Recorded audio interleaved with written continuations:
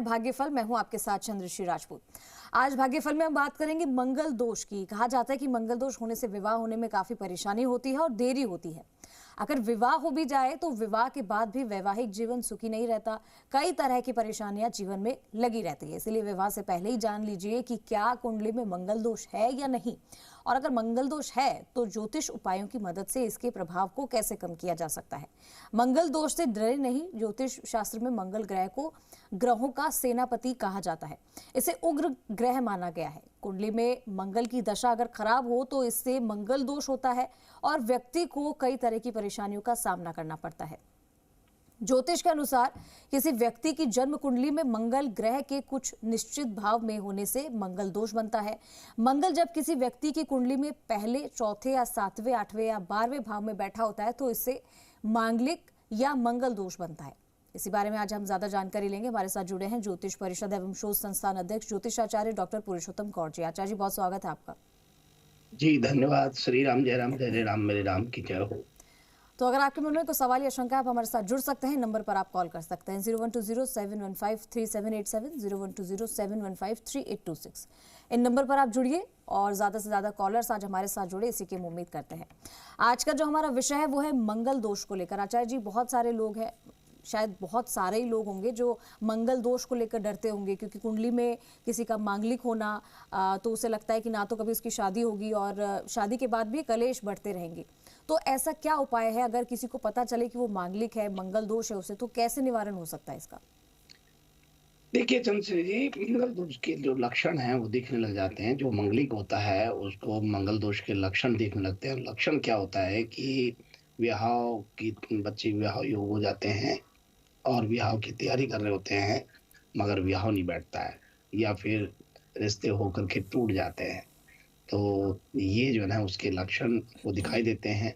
यदि किसी की शादी हो चुकी है और मंगल दोष का पता नहीं रहा, तो ऐसे में जो है पति पत्नी के बीच में हमेशा मनमुटाव रहे और लड़ाई झगड़े बढ़ते जाएं, तनाव टकराव की स्थिति बनी रहे, या फिर कहें तलाक की स्थिति बन जाए, तो ये आप लक्षण मंगल दोष के मान के चलिए मंगल दोष है। विवाह के अलावा मंगल दोष होने से व्यक्ति कर्ज के बोझ में भी डूबा रहता है और जमीन जायदाद से जुड़ी समस्याएं उसको घेरी रहती है। यही मंगल दोष के लक्षण है। कुंडली के द्वादश भाव में मंगल दोष होने से वैवाहिक जीवन के साथ शारीरिक क्षमताओं में भी कमी आने लगती है, और ये मानिए कि उसकी आयु भी क्षीण होती जाती है और रोग द्वेष कलेश और घर में कलह जन्म लेता है। ये भी मंगल दोष के लक्षण है। मंगल दोष होने से व्यक्ति का स्वभाव गुस्सैल होता है, क्रोधित हो जाता है, अहंकारी बन जाता है, ससुराल पक्ष से रिश्ते खराब होने लगते हैं या बिगड़ने की वजह से मंगल दोष जो है परेशान करता है। तो ये मंगल दोष के लक्षण से है। अब इसके हम उपाय की बात करें तो देखिए, आपने बहुत विवरण से इस बात को रखा है, बड़े एक एक चीज को क्लियर करते रखा है कि मंगल दोष के होने के कारण से व्यक्ति बहुत परेशान होने लगता है और अनेक प्रकार से उसके विवाह में देरी होना या विवाह तय होकर टूट जाना, ये सब मंगल दोष के ही कारण होते हैं। जैसा आपने बताया कि मंगल जब किसी व्यक्ति की कुंडली में पहले, चौथे, सातवें, आठवें, 12वें भाव में होता है तो मांगलिक या फिर मंगल दोष से प्रभावित हो जाता है। तो ये मानिए कि ये जो चंद्र, सूर्य और शुक्र से भी हम मंगल दोष देखते हैं। विवाह वैवाहिक जीवन से जुड़ी परेशानियां के अलावा भी मंगल दोष अपना प्रभाव छोड़ता है। तो आइए हम इसी के लिए बात करते हैं कि मंगल दोष के जो प्रभाव से हम कैसे बचें, क्या करें उपाय। मंगल दोष के अशुभ प्रभाव को कम करने के लिए मंगल ग्रह की पूजा करनी चाहिए। ओम अग्नि मूर्धा दिवय ककुपति, ये मंत्र से पूजा करनी चाहिए। मंगलवार के दिन व्रत रखना चाहिए। हनुमान जी को जाकर के बूंदी के लड्डू चढ़ाना चाहिए। मंगलवार दिन लाल कपड़े के साथ पहन करके हनुमान चालीसा सुंदरकांड करना चाहिए, या फिर लाल कपड़े आपको हनुमान जी के यहाँ दान करना चाहिए पहनने के लिए। घर में आए मेहमानों को मिठाई खिलाने से कुंडली में मंगल दोष का प्रभाव कम हो जाता है। कुंडली में मंगल दोष जब होता है तो विवाह से पहले नीम के पेड़ लगाए जाते हैं और 43 दिन तक कम से कम पेड़ की देखभाल करें, इससे मंगल दोष दूर हो जाता है। कितना सरल बात है नीम के पेड़ लगाना। नीम बहुत ज़्यादा साइंटिफिक तरीके से देखा जाए तो स्वास्थ्य के लिए बहुत ही स्वास्थ्यवर्धक होता है। अब नीम के पेड़ लगाने और 43 पेड़ लगाना, 43 दिन तक उनकी देखभाल करना, तब तक वो लग जाते हैं। तो ये भी एक मंगल दोष को कम करता है। मेहमानों को आने पर उनके स्वागत में, उनके वेलकम में, उनके अभिवादन में, उनकी अभिशंसा में आप उनको मिठाई खिला रहे हैं, इससे मंगल दोष कम होता है। मंगल दोष हनुमान चालीसा के पाठ करने से भी कम होता है, सुंदरकांड के पाठ करने से कम होता है, लाल कपड़े पहनने से मंगल दोष कम हो जाता है।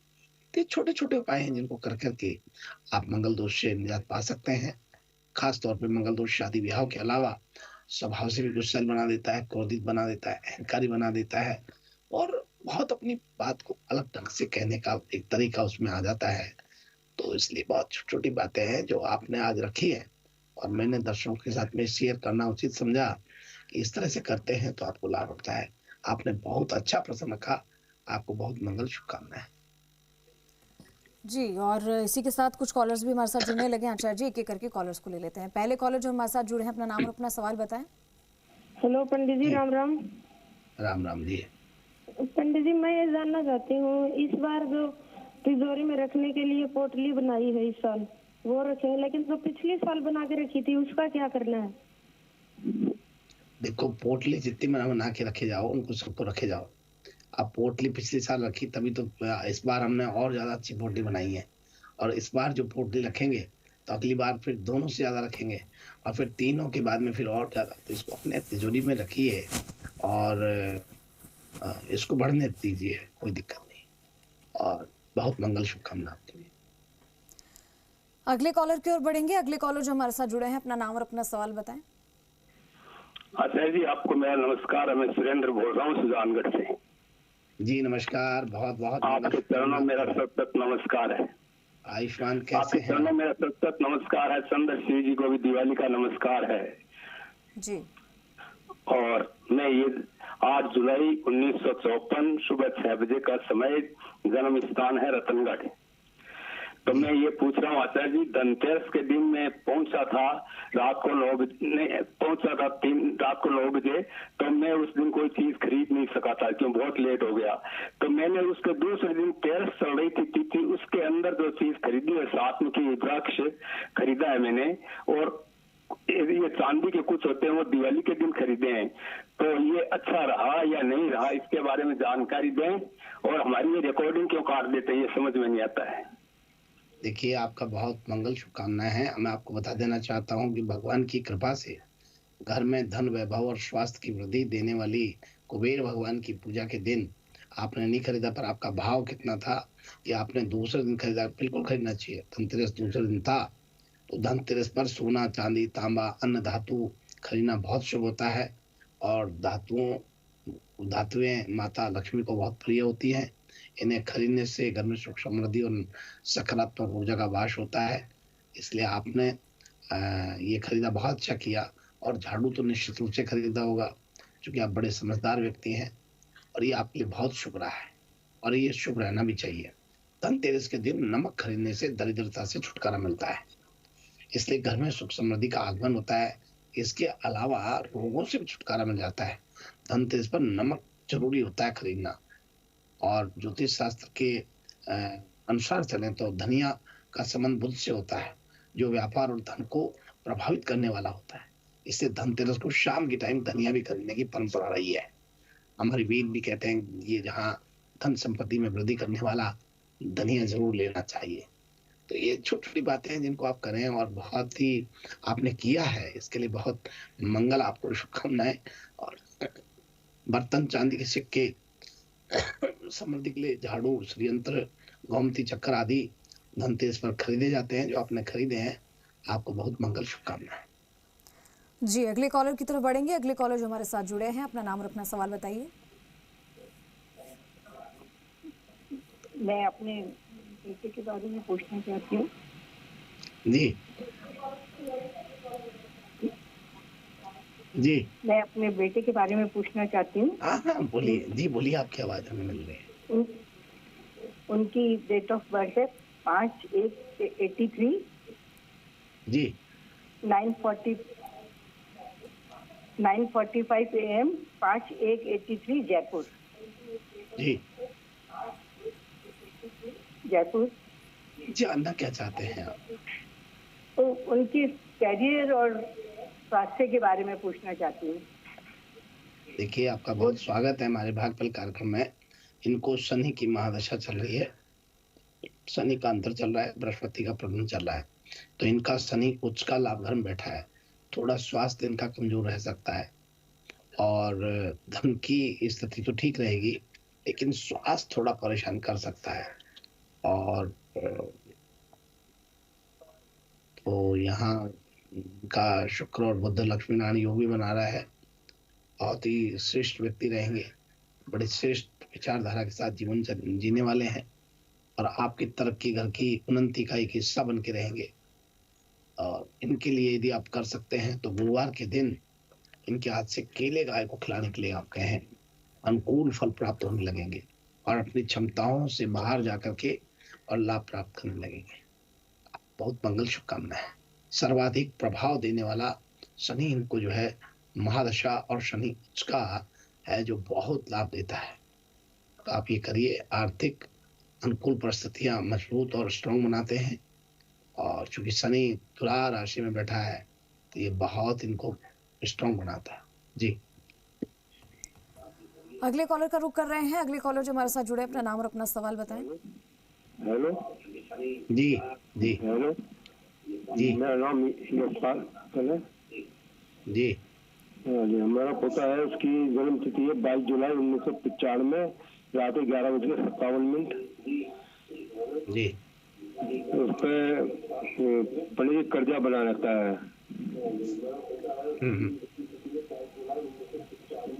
देखिए, ये मेष लगन में जन्म हुआ है और तुला राशि राहु की महादशा है, उसका तंत्र है और शनि का प्रतंत्र है।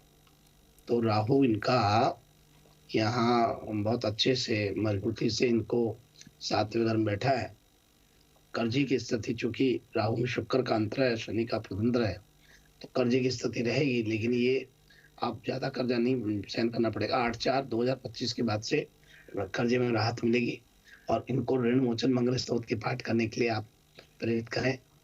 और ये पाठ जो है ऋण मोचन मंगल स्तोत्र के नाम पुस्तक आएगी। मंगलो भूमि पुत्र शरणता धन प्रदा स्त्रासनो महाकाय सर्वकर्म विरोध तक शामगानम कृपाकरम धरात, इस प्रकार से मंत्र होते हैं। इसको आप करने के लिए कहिए, अवश्य इनको कर्जे से मुक्ति मिलेगी। जी, और अगले कॉलर का रुख कर रहे हैं। अगले कॉलर जो हमारे साथ जुड़े, अपने नाम और अपना सवाल बताइए। हेलो, जी, मेरा जी, नाम जी, ममता जी। है। मैं ये पूछना चाहती हूँ कि हमारे में 7 अगस्त 2005 सुबह शाम 5:15 का समय है। मैं ये पूछना चाहती हूँ कि घर में सुख शांति कैसे रह सकती है, वो बताएं आप। देखिए, बहुत स्वागत है बेटी, आपको बहुत आशीर्वाद है और बहुत संस्कारित परिवार से बच्ची आप हैं। क्योंकि आपने अपनी बात को बहुत अच्छे ढंग से रखा। ये इसी सिद्ध होता है कि व्यक्ति बहुत आध्यात्मिक धार्मिक परिवार से बात कर रहा है। धनु लग्न में जन्म हुआ है और ये बच्चा जो है ना, सूर्य की महादशा, पढ़ाई में बहुत तेज रहेगा, लेकिन थोड़ा सा आलसी टाइप रह सकता है। यानी सब कुछ होते हुए भी आलसी टाइप रह सकता है।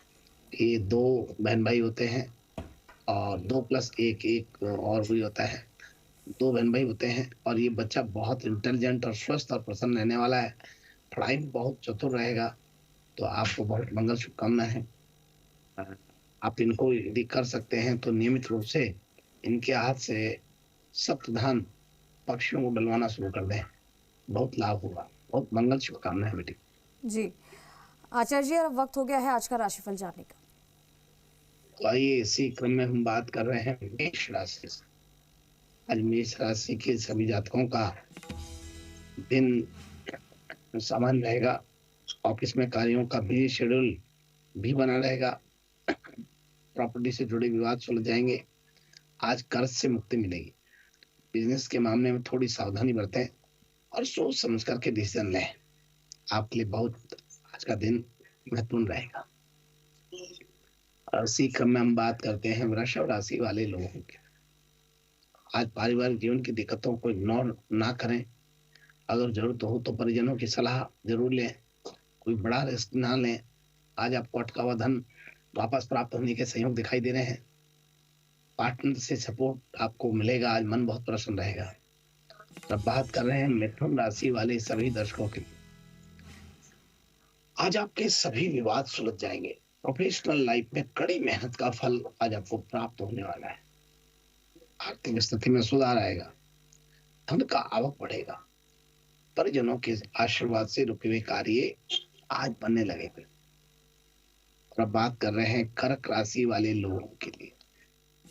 आज मन बहुत प्रसन्न रहेगा। आनंददायक जीवन गुजरेगा। पुराने निवेशों से अच्छा रिटर्न मिलेगा। आय के नवीन स्रोत बनेगा। आर्थिक स्थिति मजबूत होगी। भौतिक सुख सुविधाओं में जीवन व्यतीत होने वाला है। और अब बात कर रहे हैं सिंह राशि वाले सभी दर्शकों की। आज आत्मविश्वास में वृद्धि बनती है। सभी कार्यों के सकारात्मक परिणाम मिलेंगे। परिजनों से अपनी इच्छाओं के बारे में चर्चा करें। आर्थिक मामले में रिस्क ना लें। करियर से जुड़े फैसले होशियारी से लें। अपने लक्ष्यों को हासिल करने के लिए नई रणनीति बनाएं। बात कर रहे हैं कन्या राशि वाले सभी दर्शकों के। आज करियर में तरक्की के नए मौके मिलेंगे। विद्यार्थियों को शैक्षणिक कार्यों में नई उपलब्धियां हासिल होंगी। सहकर्मियों के साथ मिलकर किए गए कार्यों के बेहतरीन परिणाम प्राप्त होंगे। जल्दीबाजी में कोई काम ना करें। आर्थिक मामलों में सोच समझ करके फैसले लें तो ठीक रहेगा। और अब बात करते हैं तुला राशि वाले दर्शकों के लिए। आज ऑफिस पॉलिटिक्स से दूरी रहें। पारिवारिक जीवन में थोड़ा तनाव रह सकता है। पुरानी गलतियों से सीख लेकर लाइफ में आगे बढ़ें। आज आपकी लंबे समय से चली आ रही समस्या दूर होने वाली है। परिजनों का आशीर्वाद प्राप्त होने वाला है। और अब बात करते हैं वृश्चिक राशि वाले लोगों के लिए। आज सभी सपने साकार होंगे। आर्थिक स्थिति में सुधार हो रहा है। माता पिता के सहयोग से धन लाभ हो रहा है। व्यर्थ के बाद विवाद से बचना चाहिए। पारिवारिक जीवन में सुख शांति बनाए रखें। और अब बात करते हैं धनु राशि वाले लोगों के लिए। आज आपका काफी बिजी शेड्यूल रहेगा। कार्यों की अतिरिक्त जिम्मेदारी मिलेगी आपको। नए बदलाव को लेकर थोड़ा सतर्क रहें। किसी दूसरे पर निर्भर न रहें। इससे कार्यों में देरी हो सकती है। फैमिली के साथ टाइम स्पेंड करें। इससे स्ट्रेस लेवल कम रहेगा। और अब बात करते हैं मकर राशि वाले लोगों के लिए। आज लग्जरी आइटम पर धन आपका खर्च हो रहा है। आय में वृद्धि के संयोग बनेंगे। आज कुछ जातक नया घर या नई प्रॉपर्टी खरीद सकते हैं। विद्यार्थियों को पढ़ाई का स्ट्रेस हो सकता है। कार्य में चुनौतियों का सामना करना पड़ सकता है। और अब बात करते हैं कुंभ राशि वाले दर्शकों के लिए। आज नौकरी की तलाश करने वाले जातकों के लिए आज का दिन बहुत शुभ रहने वाला है। वो जातक नई प्रॉपर्टी में निवेश कर सकते हैं। लेकिन आर्थिक मामलों में एक्सपर्ट की सलाह लेने में संकोच ना करें। ऑफिस में सीनियर से सुझाव और कार्यों के अच्छे परिणाम आज आपको प्राप्त हो रहे हैं। अब बात करते हैं मीन राशि वाले दर्शकों के लिए। आज घर परिवार में व्यर्थ के बाद विवाद से बचना चाहिए। पारिवारिक जीवन में शुभ समाचार की प्राप्ति होती है। अब इसमें दी गई कार्यों की जिम्मेदारी को नजरअंदाज ना करें। सभी कार्यों को डेडलाइन से पहले कंप्लीट करें। इस प्रकार से आज का हमारा अपना यह है राशिफल। जी, तो आज का विषय हमने जाना और राशिफल भी आचार्य जी ने बताया। कई सारे उपाय भी आपने बताए। इसी के साथ हमारे साथ जुड़ने के लिए बहुत बहुत धन्यवाद आचार्य जी। शुभ आशीर्वाद। श्री राम जय राम।